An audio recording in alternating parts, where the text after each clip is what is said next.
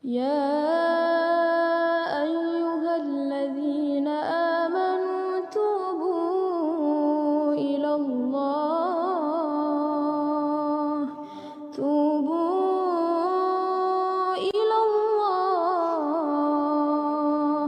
توبوا إلى الله توبة نصوحا.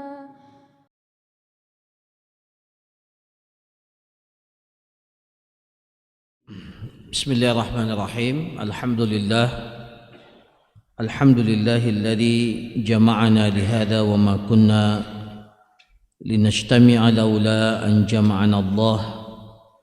Wassalatu wassalam ala man la nabiyya ba'dah wa ala alihi wa sahbihi wat tabi'in wa man tabi'ahum bi ihsan ila yaumiddin. Amma ba'du.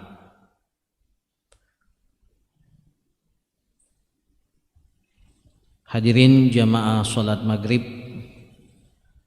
yang insyaallah dirahmati oleh Allah Subhanahu wa taala. Alhamdulillah, kita tak henti-hentinya memuji dan bersyukur kepada Allah Subhanahu wa taala yang masih berkenan memberikan kepada kita kesempatan, kesehatan, sehingga kita dapat melaksanakan kewajiban kita beribadah, menghambakan diri kepada Allah Subhanahu wa ta'ala. Kemudian sebagaimana biasanya pada kesempatan malam hari ini kembali kita akan melanjutkan kajian kita, kajian fikih yang kita bahas dari kitab Al-Fiqhu Al-Muyassar, masih terkait dengan bab yang pertama dari Kitabul Jihad, di mana pada pertemuan yang lalu telah kita jelaskan definisi jihad itu apa, fadilah dan hikmah pensyariatan berjihad fi sabilillah dalam makna yang khusus. Kemudian juga telah kita jelaskan hukum berjihad fi sabilillah dalam makna yang spesifik, ya. Dan disebutkan dalam kitab ini bahwa hukumnya adalah fardu kifayah, ya, secara umum. Ketika semua persyaratan dan ketika semua persyaratan itu terpenuhi dan tidak ada halangan yang menghalangi seseorang ketika kewajiban itu telah terpenuhi untuk dilakukan. Nah, kemudian pada malam hari ini kita akan lanjutkan pembahasan tentang hukumnya. Ternyata ada pengecualian, ya. Hukum umumnya seperti yang kita jelaskan bahwa jihad itu hukumnya fardu kifayah, ya. Tetapi dia bisa berubah menjadi fardu ain, ya. Berubah menjadi fardu ain, dan ini banyak contohnya dalam syariat kita. Hukum asalnya ibadah itu fardu kifayah, tapi bisa berubah menjadi fardu ain ketika ada kondisi-kondisi tertentu, ya. Nah, jihad ini menjadi fardu ain di sini dikatakan lakin hunaka halat yata'ayyanu fiha al-jihad fayasiru fardhu ainin 'alal muslim. Jadi dia bisa berubah menjadi fardu ain bagi seorang muslim dalam kondisi-kondisi berikut ini. Al-halatul ula, keadaan yang pertama atau kondisi yang pertama, idza hajamal a'da'u biladal muslimin, apabila ada musuh yang menyerang negeri kaum muslimin, ya. Maka ya, wa nazalu biha aw hasaruha, jadi mereka menduduki wilayah kaum muslimin atau bahkan mereka mengepung wilayah kaum muslimin, ya. Maka di sini bagi warga itu, bagi penduduk yang tinggal di wilayah itu, hukum asal daripada berjihad itu berubah menjadi, ya, fardu ain. Ta'ayyana qitaluhum wa ta'ayyana qitaluhum wa daf'u dararihim ala jami' afradil muslimin. Jadi menjadi wajib fardu ain, ya, dalam kondisi ketika satu wilayah kaum muslimin itu diserang atau dikepung oleh musuh yang bertujuan untuk membunuh ataupun menyerang kaum muslimin yang berada di wilayah itu. Maka hukum asalnya bagi penduduk wilayah itu hukum berjihad, ya, ini masuk dalam kategori fardu ain, ya, karena ini dalam rangka untuk mempertahankan, ya, namanya jihadu ad-difa', ya, jihad dalam rangka mempertahankan, ya, negeri kaum muslimin, wilayah kaum muslimin, kehormatan kaum muslimin, ya, harta, keturunan, ya, keluarga, banyak yang kita pertahankan, dan itu menjadi fardu ain, sebagaimana fardu ainnya kita ini membela kehormatan diri kita ketika diserang, atau membela dan menjaga harta yang kita miliki ketika hendak diambil secara paksa atau diambil secara zalim, ya. Nah, ini sama hukumnya. Nah, kemudian al-halatus tsaniyah, kondisi yang kedua, idza hadaral qital. Jadi ketika pertempuran itu sudah dimulai, maka semua orang yang ikut dalam pasukan kaum muslimin itu wajib hukumnya, fardu ain hukumnya untuk ikut dalam peperangan, ya. Wadzalika idzal taqaz zahfan, ketika dua pasukan itu sudah bertemu, ya, sudah bertemu dua pasukan, ya. Wa taqabala as-saffan, ya, ta'ayyana al-jihad, maka dalam kondisi ini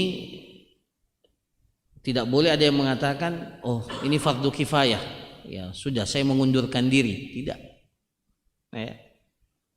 Ketika sudah bertemu dua pasukan dan sudah saling menyerang antara satu dengan yang lainnya, maka semua yang hadir ikut dalam pasukan itu sudah menjadi fardu ain, dan tidak boleh lagi ada yang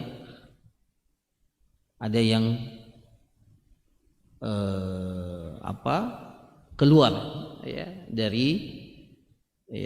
dari pasukan itu, ya. Di sini dikatakan wa hurima ala man hadara al-qital al-insiraf wa tawalli min amamil adu, apalagi sampai lari dari medan perang. Agama kita ini mengajarkan kita agar kita memiliki jiwa patriotisme, ya, kepahlawanan, ya. Kita bukan agama pengecut, ya. Tapi kita juga di sisi yang lain tidak boleh mencari-cari musuh, ya. La tatamanna liqa'al adu, la tatamannau liqa'al adu. Jangan kalian bercita-cita untuk bertemu dengan musuh, ya. Jadi tidak boleh cari musuh, yang harus kita ini cari kawan, cari teman, Ya, cari objek dakwah. Nah, itu bukan cari musuh. Ya.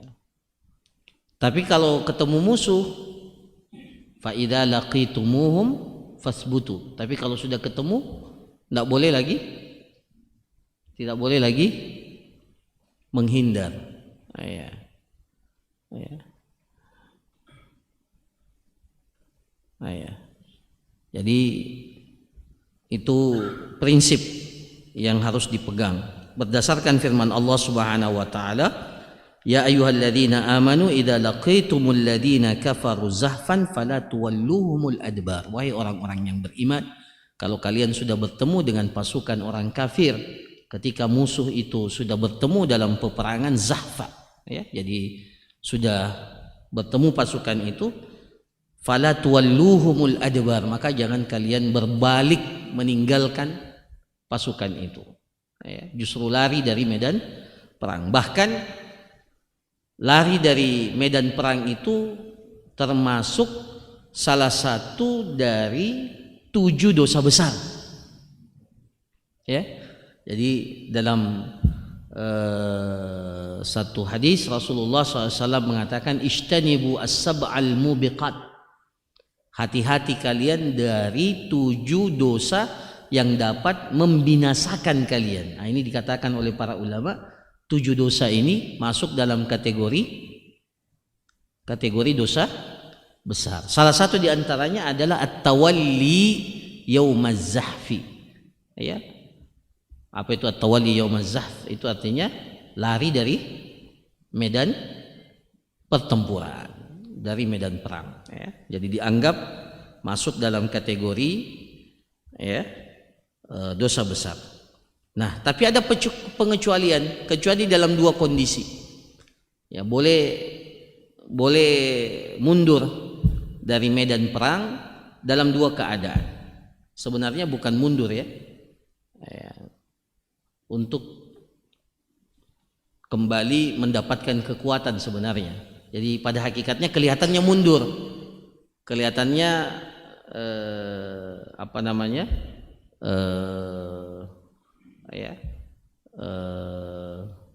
lari dari, kelihatannya mundur dari medan peperangan, tapi pada hakikatnya tidak. Ya, jadi ini tidak dikategorikan sebagai lari dari medan perang. Dalam 2 keadaan disebutkan dalam kitab ini. Yang pertama, al-ula idza kana al-mutawalli mutaharrifan lil qital yadhhabu likay ya'ti biquwatin akthar. Ya, jadi yang pertama, ketika orang yang mundur itu mundur mutaharrifan lil qital. Apa itu mutaharrifan lil qital? Ay yadhhab likay ya'ti biquwatin akthar. Dia mundur untuk mengembalikan tenaganya supaya dia bisa lebih bertenaga. Ya, itu boleh. Ya. Jadi dia boleh mundur, ya, tapi bukan lari, ya, mundur untuk mengembalikan, ya, likay ya'ti biquwatin aktsar, supaya dia bisa mendapatkan tenaga yang baru, ya, yang ini untuk kembali melanjutkan peperangan itu dengan tenaga yang lebih maksimal. Itu boleh. Ya, seperti dia butuhkan untuk makan, ya, supaya bisa lebih kuat lagi, atau dan yang lainnya, itu boleh. Kemudian yang kedua, wasaniyah an yakuna mutahayyizan ila fi'atin minal muslimin taqwiyatan wa nusratan laha. Jadi ketika pasukan kaum muslimin itu terdesak dan kemudian harus mundur, dan di saat yang sama ada bantuan dari kaum muslimin untuk membantu membackup pasukan kaum muslimin itu, maka tidak apa-apa mereka mundur dulu, ya, mundur, dan ketika bergabung dengan bala bantuan itu kembali, ya, berperang. Nah, ini boleh. Jadi dalam 2 keadaan, itu dibolehkan. Jadi sama-sama intinya tidak lari sebenarnya, tidak lari, tapi yang pertama mengembalikan kekuatan yang dimiliki, kemudian yang kedua karena bergabung dengan pasukan yang lain sehingga kaum muslimin mendapatkan kekuatan yang baru untuk bertempur dengan musuh. Nah, ini kondisi yang kedua. Jadi menjadi fardu ain idza hadaral qital. Kemudian kondisi yang ketiga, kalau telah ditunjuk oleh pemimpin kaum muslimin, ya, idza ayyanahumul imam wastanfarahum lil jihad. Ketika imam itu sudah menunjuk, menugaskan, Anda ini pergi berjihad. Nah, maka itu sudah sebuah keputusan yang wajib untuk ditaati. Ya. Makanya para jamaah sekalian, jihad ini adalah ibadah jamaiyah, ibadah kolektif. Memerlukan kehadiran seorang imam, seorang pemimpin. Tidak boleh kita berjihad kalau tidak ada pemimpin. Tidak boleh komunitas kaum muslimin, ya, itu berjihad atas nama kelompok masing-masing. Tidak boleh itu. Ya, ini adalah ibadah jamaiyah, ibadah kolektif yang harus diatur oleh pemimpin kaum muslimin. Nah, jadi kalau pemimpin itu sudah menunjuk, menugaskan, ya, apalagi sudah dapat surat tugas, ya, kalau dahulu kan ditunjuk, ya, kalau sekarang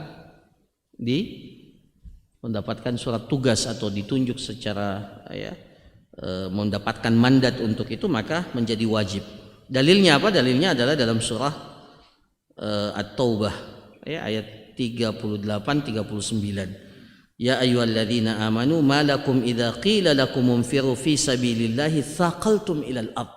Wahai orang-orang yang beriman, kenapa ketika kalian diperintahkan untuk keluar berperang, ya, di jalan Allah Subhanahu wa taala, kalian merasa berat?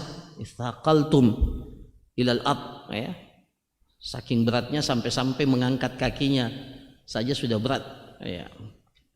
Araditum bil hayatid dunya minal akhirah fama mata'ul hayatid dunya fil akhirati illa qalil. Ya, yang menjadikan kita berat itu karena berlebih-lebihan cinta kepada kehidupan dunia. Padahal kehidupan dunia itu dibandingkan dengan kenikmatan akhirat sangat kecil. Ya. Illa tanfiru, kalau kalian tidak keluar, padahal sudah diistinfar, ya, sudah diminta untuk keluar oleh imam, ya, oleh pemimpin kaum muslimin untuk berjuang, untuk berjihad. Illa tanfiru, kalau kalian tidak keluar berjihad, yu'adzibukum adzaban alima, ya, kalian akan mendapatkan azab yang sangat pedih, ya, sangat pedih, ya. Jadi ini dalil bahwa kalau sudah diistinfar, kalau sudah ditunjuk dan diarahkan mendapatkan tugas dari pemimpin kaum muslimin, maka jihad itu berubah menjadi fardu ain, ya. Wa idzastanfartum fanfiru, kalau kalian sudah diminta untuk keluar, ditunjuk berjihad, maka hendaklah fanfiru, hendaklah kalian keluar jihad. Kemudian kondisi yang keempat, idzahtija ilaihi fa innahu yata'ayyanu alaihi al-jihad, kalau ternyata tenaganya dibutuhkan, ya. Jadi asalnya dia fardu kifayah, tapi kalau ternyata kehadirannya dalam sebuah pasukan itu dibutuhkan, maka menjadi fardu ain, ya. Ada keahlian khusus yang dibutuhkan dalam sebuah peperangan. Nah, maka kehadiran seorang yang memiliki keahlian khusus itu terkadang menjadi fardu ain kalau tidak ada yang lain yang bisa melaksanakan tugas itu kecuali dia. Nah, ini 4 kondisi. Nah, para jamaah sekalian yang dirahmati oleh Allah, kemudian pembahasan yang kedua dalam muqaddimah fikih jihad ini adalah syurutul jihad. Nah, ini syurutul jihad. Apa saja syaratnya sehingga jihad itu dikatakan fardu kifayah, ya, bagi seseorang. Yang pertama adalah al-Islam. Yushtaratu liwujubi jihad sab'atu syurut. Ada 7 syaratnya. Yang pertama al-Islam, kemudian yang kedua balik, al-bulugh, ketiga al-aql, berakal, keempat ad-dzukuriyah, ya, ad-dzukuriyah, laki-laki, ya. Kemudian yang kelima al-hurriyah, berstatus merdeka. Kemudian yang keenam al-istita'atul maliyah wal badaniyah, kesanggupan secara fisik dan dari sisi kemampuan harta, ya, al-istita'ah al-maliyah wal badaniyah. Kemudian yang ketujuh as-salamatu minal amradi wal adrar, tidak ada penyakit ataupun hal-hal yang hal-hal yang lain yang menghalangi orang untuk pergi berjihad. Jadi 7 syarat ini. Nah, maka di sini dikatakan fala yajibul jihad 'alal kafir, ya. Jadi bagi kaum muslimin syaratnya adalah al-Islam, ya. Maka orang kafir ya tidak bisa ikut pergi berjihad, sama dengan ibadah-ibadah yang lain, karena jihad ini masuk dalam kategori ibadah, dan syarat umum daripada ibadah itu adalah al-Islam, ya. Li'annahu ibadah wal ibadatu la tajibu alaihi wa la tasihhu minhu. Kalaupun dia lakukan maka tidak sah ibadah itu, ya. Jadi kalau ada orang kafir mau coba-coba puasa sebulan penuh di Ramadan, dia puasa sebulan penuh, dia sahur, dia buka puasa, sah tidak ibadahnya? Sah tidak ibadahnya? Tidak, karena syarat asasinya itu adalah Islam. Nah, selama tidak terpenuhi itu maka ya dikatakan ibadahnya itu tidak sah, ya. Kemudian ya wali annahu la yatafawaru fihi al-ikhlas wal amanah wat ta'ah. Kemurnian ikhlas, ketaatan dan amanah itu tidak tercukupi pada diri orang yang kafir, ya. Bahkan kalau dia meminta untuk ikut dalam pasukan kaum muslimin maka tidak boleh diizinkan, ya. Berdasarkan sabda Rasulullah sallallahu alaihi wasallam ketika salah seorang musyrik ingin ikut dalam pasukan Rasulullah pada perang Badar, ya, ada yang ingin ikut, maka Rasulullah SAW mengatakan farji' falan asta'ina bi musyrik, kembalilah, ya, kami tidak akan meminta bantuan kepada orang yang musyrik, ya. Nah, itu. Begitu pula anak kecil, ya, anak kecil yang belum balik, ya. Karena anak kecil itu belum mukallaf, ya. Ya, jadi belum mukallaf, jadi nanti balik baru diwajibkan untuk berjihad, ya. Ya. Bahkan ya hadis Ibnu Umar annahu arada nafsahu ala Rasulillah sallallahu alaihi wasallam yauma Uhud. Sahabat Ibnu Umar, ya, sahabat Ibnu Umar itu menawarkan dirinya, ya. Jadi luar biasa tarbiyahnya para sahabat itu, ya, Nabi SAW dan kemudian para sahabat itu kepada para pemuda, ya, para pemuda. Jadi tarbiyahnya itu tarbiyah jaddah, betul-betul tarbiyah yang maksimal, ya. Jadi Ibnu Umar pada perang Uhud itu menawarkan dirinya kepada Rasulullah untuk ikut berjihad, ya. Padahal pada saat itu beliau sudah berusia wa huwa ibnu arba'i asyara sanah. Usianya pada saat itu 14 tahun. Ya, usianya 14 tahun, ya. Ya, maka Nabi SAW menolak. Ya, falam yujizhu fil muqatalah. Ya. Ya, pada saat itu Rasulullah menolak. Nah, nanti pada peperangan berikutnya baru diakomodir, diizinkan oleh Rasulullah Sallallahu Alaihi Wasallam. Begitu pula orang gila, ya, sama statusnya dengan anak yang masih kecil yang belum balik, ya, karena orang gila ini tidak mukallaf. Begitu pula seorang yang berstatus budak, ya, berstatus budak pun itu tidak terpenuhi syarat kewajiban untuk berjihad. Li'annahu mamlukun li sayyidihi, karena dia berstatus mamluk, budak, dan dia terikat dengan tuannya, ya, li sayyidihi. Ya, begitu pula wanita juga tidak diwajibkan bagi mereka untuk berjihad, ya. Jadi wanita dalam Islam itu salah satu bentuk penghormatan dan penjagaan kepada wanita itu adalah bahwa pensyariatan jihad itu tidak mencakup kepada para wanita, ya. Nah, bukan bagiannya wanita ini. Nah, ini sekarang yang banyak, ya, dengan isu gender, ya, kesetaraan antara laki-laki dan wanita, ya. Ya, jadi semuanya ingin sama, laki-laki dan wanita, padahal pada asal penciptaannya ada perbedaan-perbedaan yang dimiliki oleh laki-laki dan wanita. Jangankan ikut berperang, untuk kerja-kerja tertentu saja kita tidak izinkan sebenarnya wanita, ya, secara kodrat kodrat kita itu tidak mungkin kita mengizinkan, bukan karena keterpaksaan, ya, bukan kalau kondisi keterpaksaan kita sebenarnya hukumnya lain, tapi kalau dalam kondisi normal tidak mungkin kita, ya, menyuruh para wanita untuk mengerjakan pekerjaan-pekerjaan yang sebenarnya secara fisik mereka tidak mampu untuk melakukan atau tidak pantas memperlakukan. Wahai Rasulullah, apakah ada kewajiban jihad bagi wanita? Kata Rasulullah, faqala jihadun la qitala fihi. Iya, ada jihadnya wanita. Ada jihadnya wanita, tapi di dalamnya tidak ada perang, tidak ada berperang di dalamnya. Apa itu? Al-hajju wal umrah, melaksanakan ibadah haji dan ibadah umrah. Jadi kalau para wanita mau pergi berjihad, diarahkan saja pergi haji atau pergi umrah. Itu jihadnya wanita, ya, itu jihadnya wanita. Ya.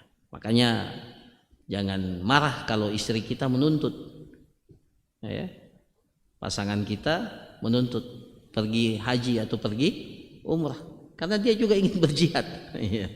Dan itulah jihadnya, ya, jihadnya. Dan insya Allah suaminya itu berpahala karena memfasilitasi istrinya pergi berjihad. Tapi jihadnya tidak ada peperangan di dalamnya. Ya. Dalam riwayat yang lain dikatakan,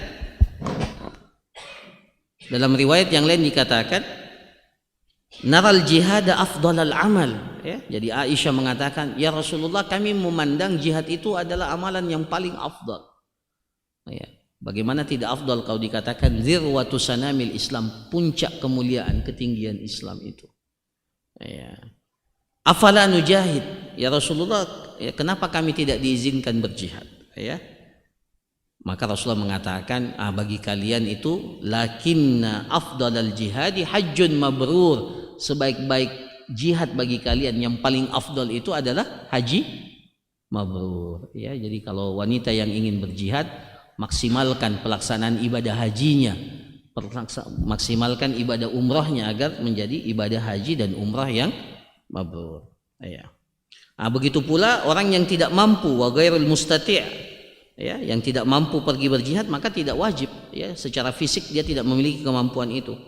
Ya, jangankan membawa dirinya, membawa senjata saja tidak mampu umpamanya, ya.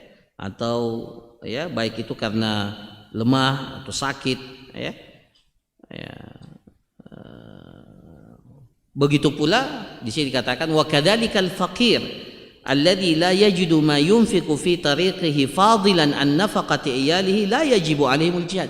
Jadi kemampuan finansial juga itu menjadi salah satu syarat, ya.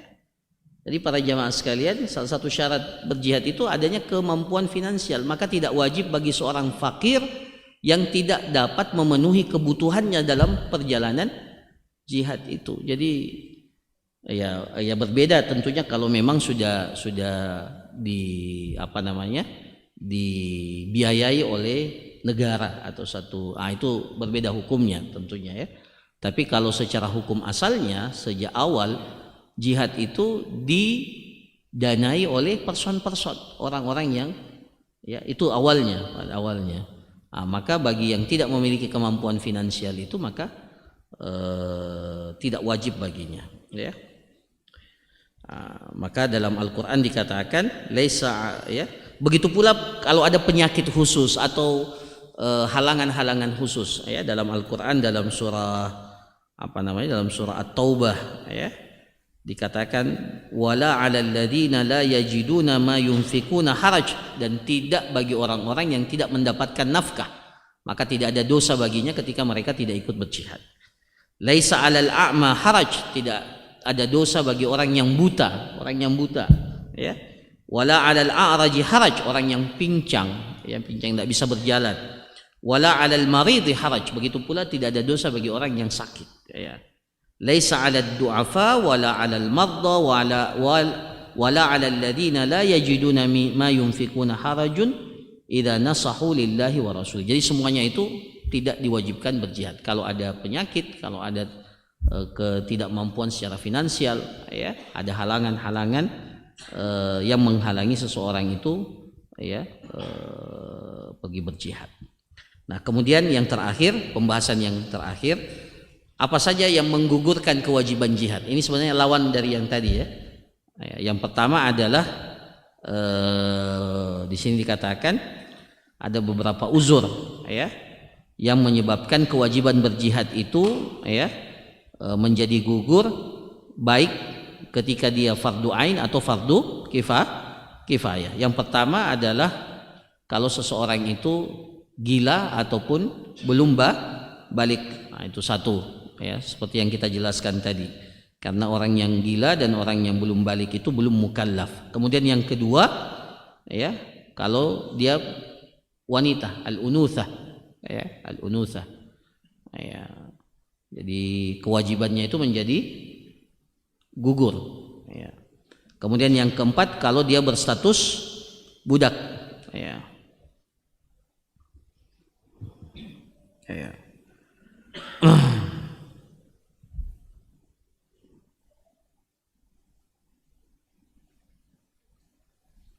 Ya. Kemudian yang kelima dan yang keenam, ya, tadi kita sudah jelaskan kelemahan fisik, ya, ad-dha'ful badani wal ajzul mali, ya, ketidakcukupan dari sisi harta. Jadi kalau umpamanya dia punya harta, tapi hartanya itu hanya cukup untuk kehidupan keluarganya, maka tidak wajib. Karena kewajiban berjihad itu menjadi wajib ketika seseorang memiliki kecukupan finansial, ya, untuk membiayai jihad. Kemudian yang ketujuh, ketika tidak mendapatkan izin dari kedua orang tua atau salah satu daripada keduanya ketika jihad itu tidak bersifat wajib, ya. Maksudnya bersifat wajib tadi, ya, kalau umpamanya daerah kita diserang oleh musuh, ya, orang-orang kafir menyerang wilayah kaum muslimin, tidak perlu minta izin sama orang tua.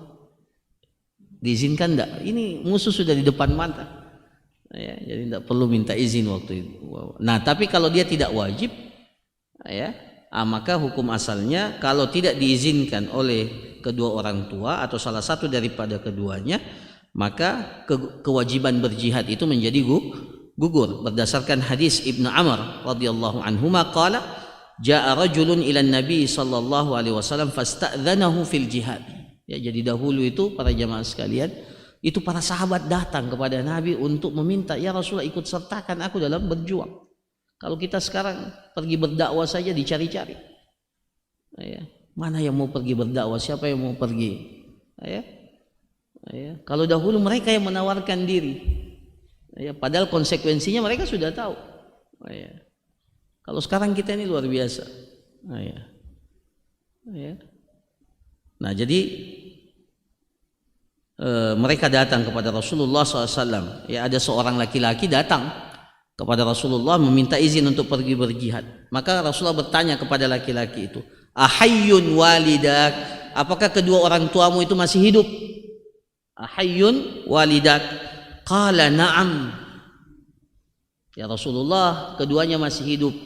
Maka kata Rasulullah sallallahu alaihi wasallam, fafihima fajahid, maka medan jihad untuk anda ini pada keduanya, pada kedua orang tua. Jadi fafihima fajahid, pergi berjihad dalam bentuk berbakti kepada kedua orang tua. Nah, ini sekaligus menjelaskan bagaimana kedudukan birrul walidain itu dalam Islam, bahkan sampai mengalahkan, ya, kewajiban jihad, ya, yang ketika seseorang ingin ikut berjihad, Rasulullah justru mengarahkan agar jihadnya itu dialihkan kepada kedua orang tua yang masih hidup. Nah, itu medan jihad kita di situ sebenarnya, ya. Ya. Maka, ya, kenapa para jamaah sekalian? Karena birrul walidain itu fardu kifayah atau fardu ain?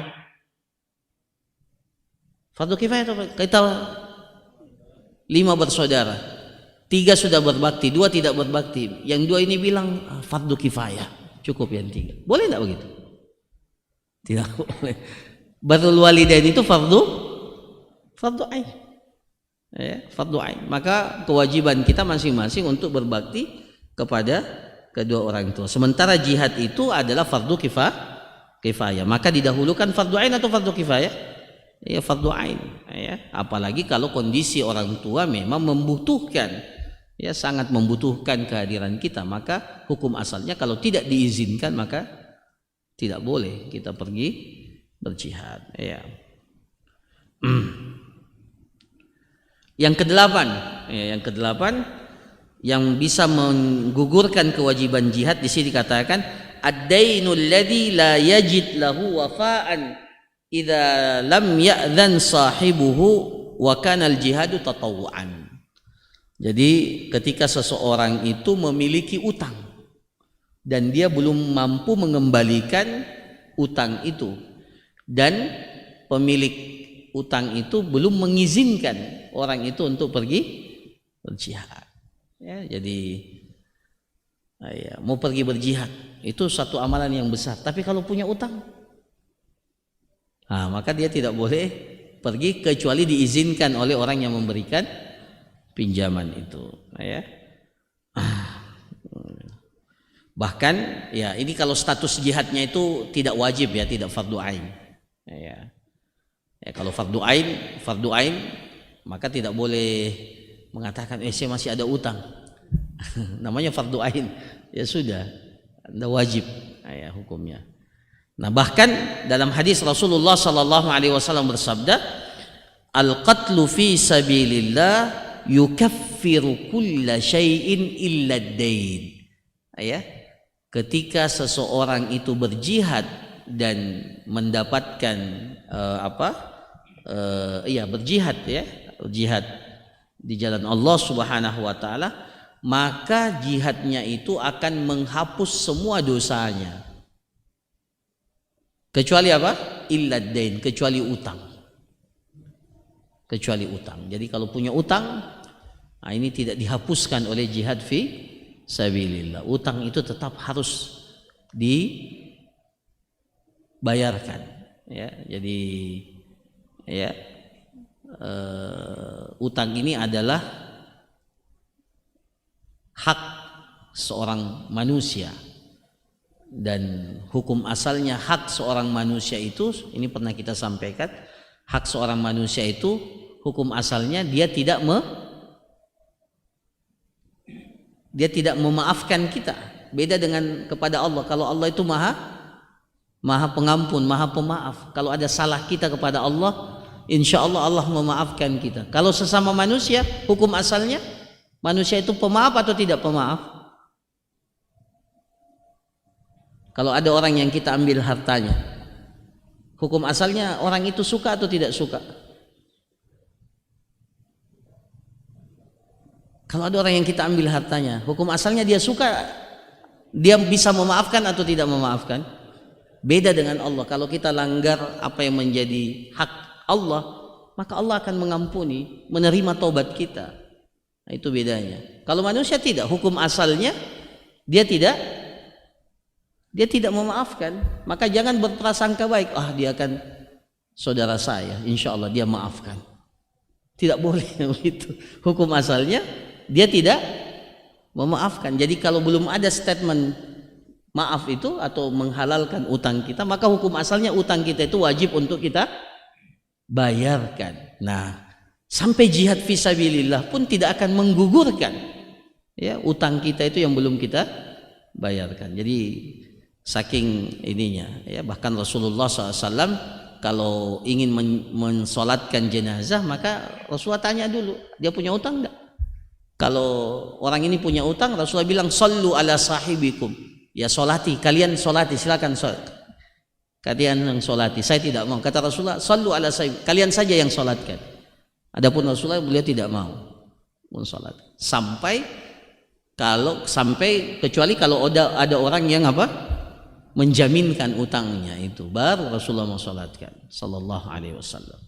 Nah, ini yang ke-8. Kemudian yang ke-9, seorang alim ya, seorang alim yang ilmunya itu dibutuhkan di wilayah atau di negeri kaum muslimin, maka menjadi gugur baginya untuk kewajiban pergi berjihad, karena kebutuhan umat akan kehadiran seorang alim itu sama kebutuhannya akan orang-orang yang pergi berjihad. Jadi di sini katakan al-alim alladzi la yujad ghairuhu fil balad.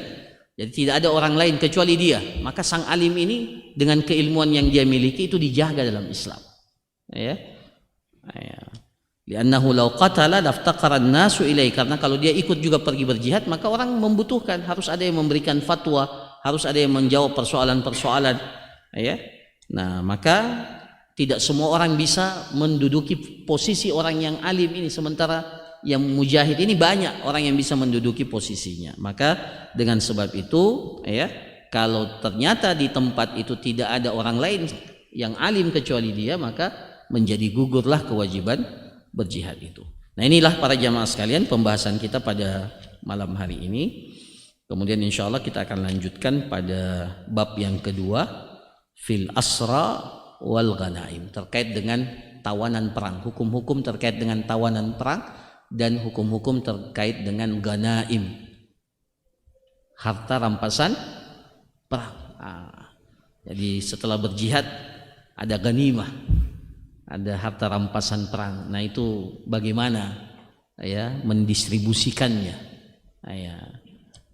Nah, itu nanti akan kita jelaskan pada pertemuan kita yang akan datang. Barakallahu fikum, jazakumullah khairan. Ya, kalau ada pertanyaan satu,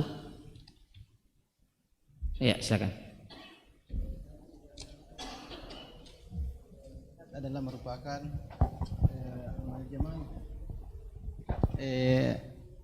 namun dalam konteks sekarang kira-kira yang menjadi rujukan pemimpin kaum muslimin yang bisa memberikan rekomendasi jihad itu ada ke sekarang, Ustaz? Misalnya dalam tingkat presiden atau gubernur atau bagaimana untuk memberikan rekomendasi bahwa sudah bisa kita melaksanakan jihad sekarang. Masya Allah. Ini banyak variabelnya ya pertanyaan ini. Jadi pertama, mendudukkan posisi imamul muslimin itu siapa? Ya, imamul muslimin itu siapa?